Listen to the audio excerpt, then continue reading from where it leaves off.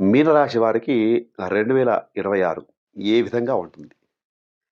మీనరాశి వారికి 2026 అనేటువంటిది పెద్దగా అనుకూలించేటువంటిది కాకపోయినప్పటికిని గూడా, సమస్యల్లో ఉన్నప్పటికి కూడా సానుకూల ఫలితాలైతే వస్తాయి. జన్మంలో ఉన్న శని మళ్ళీ వక్రిస్తున్నాడు.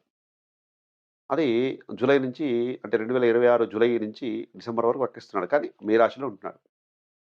ఇక మీకు వ్యయ స్థానంలో ఉన్నటువంటి రాహు వచ్చేసి 11వ స్థానానికి వెళ్తున్నాడు. అదొక ప్లస్ పాయింట్. దాని తర్వాత నాలుగో స్థానంలో ఉన్నటువంటి గురువు, ఐదో స్థానంలో సెటిల్ అవుతాడు మీ రాశియాధిపతి. దానివల్ల మీకు వృద్ధి ఉంటుంది. కానీ కేతువు కూడా అక్కడికే ప్రవేశిస్తూ వస్తాడు కాబట్టి, కొద్దిగా 50, 50గా ఉంటుంది. అయినప్పటికి కూడా ఆర్థిక వృద్ధిలో పుత్ర పుత్రుడి యొక్క ఆరోగ్య విషయంలో కొద్దిగా ఇబ్బందుంటుందేమో గానీ, మిగతా అంతగా ఆలోచించాల్సినటువంటి అవసరం లేదు. పిల్లల విషయంలో మీకు సానుకూలంగా అన్ని విధాలుగా బాగుంటుందని మాత్రం చెప్పవచ్చు.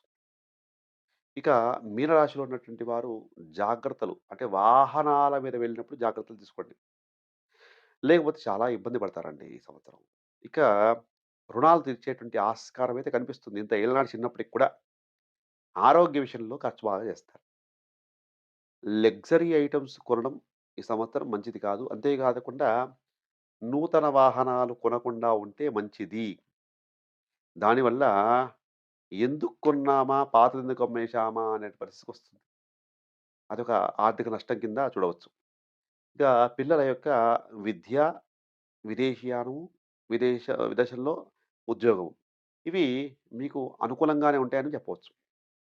ఇక రాబోయే కాలంలో మీ ఇంట్లో అంటే పిల్లలకు చక్కగా కూడా వివాహం చేసేటువంటి ఆస్కారం ఉంది.